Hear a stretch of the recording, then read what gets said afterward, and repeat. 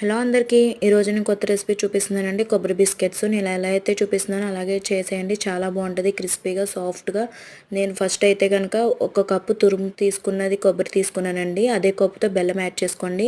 చేసుకున్న తర్వాత 1 స్పూన్ నెయ్యి యాడ్ చేసుకుని దాంట్లో కొంచెం యాలక్కాయల పౌడర్ వేసుకుని ఒక 15 మినిట్స్ పక్కన పెట్టుకోండి.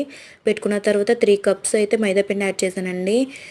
లేత కొబ్బరి అయితే కనుక మీకు పిండి ఎక్కువ యాడ్ చేసుకోండి. ముదురు కొబ్బరి అయితే కనుక కొంచెం పిండి తక్కువ యాడ్ చేసుకోవచ్చు. మీరు అడ్జస్ట్ చేసుకుంటే యాడ్ చేసుకోండి. అలాగే బెల్లం కూడా మీరు ఎక్కువ తింటే ఎక్కువ యాడ్ చేసుకోండి, తక్కువ తింటే తక్కువ యాడ్ చేసుకోండి.